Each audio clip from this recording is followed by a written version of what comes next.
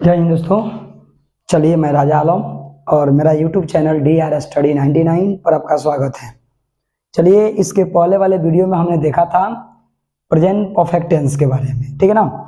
आज की वीडियो में हम लोग कुछ अलग देखेंगे, एम्फैटिक डू डॉज, ठीक है ना। एम्फैटिक डू डॉज का यूज कहाँ होता है, तो सबसे पहले इस बात को समझने के लिए थोड़ा सा यहाँ पर ध्यान से देखेंगे और शांति से देखेंगे, तभी समझ में आएगा। एम्फैटिक डू डॉज, ठीक है ना। तो यहाँ पर लोग कहता है जे मंजिल उन्हीं को मिलती है जिनके सपनों में जान होता है, मंजिल उन्हीं को मिलती है जिनको सपनों में जान होता है, और पंखों से कुछ नहीं होती, हौसलों से उड़ान होता है। यहाँ पर देखेंगे दोस्तों एम्फैटिक डू डॉज, यहाँ पर हम लोग देखेंगे use of emphatic do does, do या डॉज, इसका यूज हम लोग कहाँ करते हैं, ठीक है ना सर। इसका यूज हम लोग कहाँ करते हैं, तो देखिए जहां पर कोई दबाव होता है, प्रेशर होता है, फोर्स होता है, माने वहीं पर हम लोग डू डॉज का यहाँ एम्फैटिक सेंटेंस वहीं पर बनता है। जैसे मैं पढ़ता हूँ, मैं पढ़ता ही तो हूँ, मैं पढ़ता तो हूँ। अब यार मैं पढ़ता, यार तुम कभी पढ़ते उड़ते नहीं हो यार, मैं पढ़ता ही तो हूँ। मैं पढ़ता हूँ, आई रीड, अरे मैं पढ़ता ही तो हूँ, तो आई डू रीड, इसमें अंतर है। मैं पढ़ता हूँ कभी नहीं, मैं पढ़ता तो है, तो यहाँ पर ही तो हूँ या तो है के अर्थ में यहाँ पर डू डॉज का यूज करते हैं। तो सबसे पहले यहाँ पर हम लोग देख लेंगे, इसका एक इंट्रोडक्शन देख लेंगे, इंट्रोडक्शन, ठीक है ना, यानी परिचय देखेंगे। इसका परिचय क्या है सर, यह होता है यदि सेंटेंस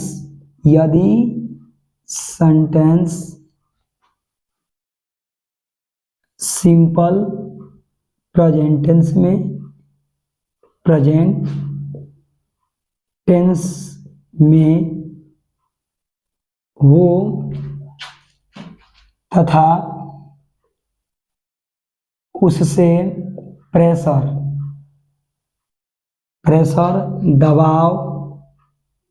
दबाव या फोर्स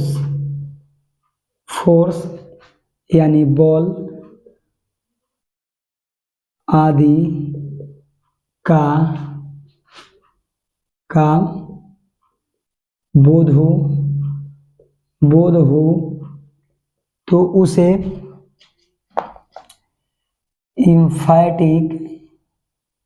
एम्फैटिक डू या डॉज पर सेंटेंस को बनाते हैं।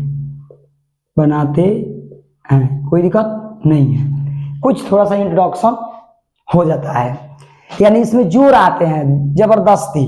मैं पढ़ता हूँ, आई रीड, मैं पढ़ता ही तो हूँ, आई डू रीड, यहाँ पर थोड़ा फोर्स हो गया, ठीक है ना। इसमें रूल नंबर 1 क्या होता है सर, यहाँ सबसे पहले रूल देखेंगे, इसका भी रूल होता है। यहाँ पर रूल नंबर 1 देख लेंगे। 1 नंबर रूल में कहता है ये एम्फैटिक सेंटेंस बनाते समय सब्जेक्ट के बाद डू या डॉज का यूज किया जाता है, ठीक है सर।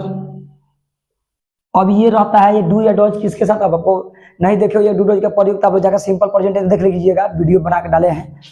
तो इसमें डू डॉज का प्रयोग किया था एम्फैटिक सेंटेंस, और डू का प्रयोग कहाँ करते हैं, तो आई के साथ लगता है, आई वी यू दे के साथ लगता है, प्लूरल के साथ, और ही सीट वन के साथ डज लगता है, ठीक है ना। यहाँ पर देखिए रूल नंबर नेक्स्ट देख लेते हैं पहले, रूल नंबर नेक्स्ट 2, यानी एम्फैटिक सेंटेंस, एम्फैटिक का मतलब होता है जोरदार, एम्फैटिक सेंटेंस बनाते समय डू का use I we you they तथा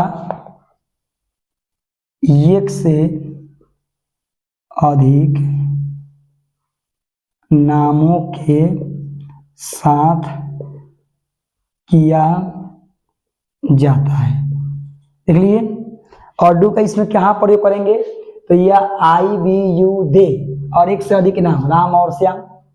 जैसे यहां कहते हैं जे मैं पढ़ता हूं, यह सिंपल सेंटेंस है, आई रीड, मैं पढ़ता हूं, आई रीड।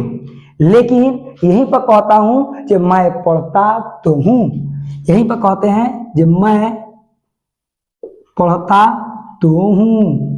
अब यह फोर्स वाला सेंटेंस है, यही है इंफैटिक डूडल पर बनाने वाले सेंटेंस, यह जोरदार सेंटेंस है, इसे जोर दे रहे हैं। मैं पढ़ता हूं, आई रीड, मैं पढ़ता ही तो, इसे फोर्स कर दिए, दबाव कर दिए, बोल दे दिए, तो यह हो जाएंगे आई डू रीड। यहां पर देखिए आई के संग डू लग गया, और ये सिंपल प्रेजेंट टेंस है, इसमें डू नहीं लगेंगे, इसमें फोर्स नहीं है। अगर यहीं पर हम कहते हैं कि हम लोग गाते ही तो है, तो हम लोग का अंग्रेजी वी डू सिंग, ठीक है ना, हम लोग गाते ही तो है। अगर यहीं पर कहते हैं ये तुम पुस्तक पढ़ते तो हो, ठीक है, तुम मतलब यू के संग लगेगा डू, और पढ़ना का अंग्रेजी V1, यानी V1 इसमें लगेंगे। अरे a book, you do read a book, तुम पढ़ते ही तो हो। अब इसमें क्या होता है, तो एक शब्द आता है, जैसे तो कहीं लौकेगा बाबू तो समझने का इंफैटिक वाले सेंटेंस है, जोरदार वाले सेंटेंस है। तो इसमें रूल नंबर नेक्स्ट देख लेंगे। रूल नंबर नेक्स्ट, ये इंफैटिक सेंटेंस बनाते समय डॉज का use third person singular number या singular subject he she it व नेम के साथ किया जाता है। यहां पर डॉज लगेगा सर थर्ड पर्सन में। जैसे यहां पर हम लोग लिखते हैं, जैसे में देख लेते हैं, वह गीत गाती तो है। देखिए यानी वो गीत गाती, यार तुम गीत तो नहीं गाती, अरे मैं गीत गाती तो हूं, यार तुम पुस्तक पढ़ते हो, यार मैं पुस्तक पढ़ता ही तो हूं। तो यह मतलब यह सी, यहां पर सी के साथ लग जाएगा डॉज, हमेशा V1, यानी सिंग और सॉन्ग, ठीक है ना। यहां पर अगर देख लेते हैं, जैसे यहां पर लिखते हैं, जैसे श्याम पुस्तक पढ़ाता तो ही है, तो यहां पर लिखेंगे श्याम डॉज, पढ़ाना का अंग्रेजी होता है टीच, तो इधर टीच अ बुक, ठीक है सर। तो जहां पर हम लोग जोरदार देंगे, फोर्स करेंगे, वहां पर डू या डॉज का यूज किया था इंफैटिक सेंटेंस के रूप में। ये होते हैं रूल नंबर। तो यहाँ ही सी इट वन नेम के साथ डॉज लगेगा, और आई वी यू दे के साथ यहाँ पर डू लगेगा। और यहाँ पर नेक्स्ट रूल देख लेते हैं, रूल नंबर नेक्स्ट, यह 3 हो गया, यह 4 हो गया, ठीक है ना, यह 4 रूल नंबर 4 हो जाएगा। यहां देख लेते हैं, जो इंफैटिक सेंटेंस वाले सेंटेंस बनाते समय मुख्य क्रिया के अंत में तो हैं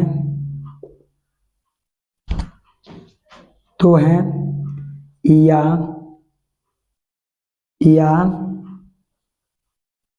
ही तो हैं, जैसे शब्द लगे रहते हैं। इसमें इसका यही पहचान है। क्रिया का अंत में या तो है या ही तो है, जैसे शब्द लगे रहेंगे तो आप लोग जान जाएंगे ये कौन सा सेंटेंस है, इंफेटिक डू या डॉज है। ठीक है सर। रूल नंबर नेक्स्ट देख लेते हैं 5। चूंकि यह इंफेटिक सेंटेंस नेगेटिव नहीं बनता है, यानी नेगेटिव में नहीं बनता है, सिर्फ अफर्मेटिव में बनता है, तो यह लिखेंगे जो इंफेटिक सेंटेंस अक्सर अफर्मेटिव सेंटेंस में ही बनाए जाते हैं। इसका नेगेटिव सेंटेंस नहीं होता है। ठीक है ना।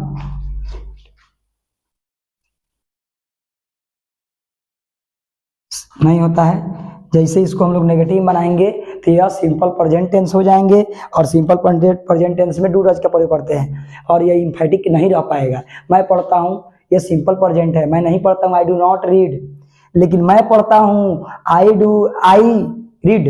मैं पढ़ता ही तो हूँ, आई डू रीड, यह इंफेटिक हुआ। इसका नेगेटिव नहीं होता है, सिर्फ अफर्मेटिव सकारात्मक वाक्य। इसमें एक और रूल देख लेते हैं, रूल नंबर 6। चूंकि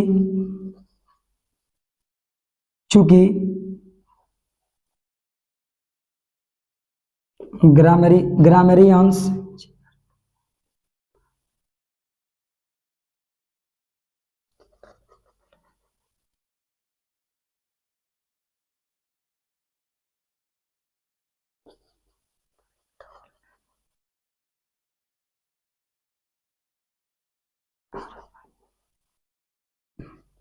चूंकि वैयाकरण के अनुसार डू या डॉज का पास्ट रूप डीड होता है। ठीक है ना। डू डॉज का पास्ट रूप क्या होता है, डीड होता है। ठीक है ना। और इसमें सिर्फ फोर्स करते हैं, और इसका एक देख लेंगे स्ट्रक्चर, यानी इसका स्ट्रक्चर क्या होता है, the ways of forming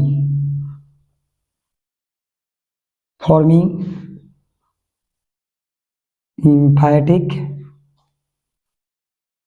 do या डॉज।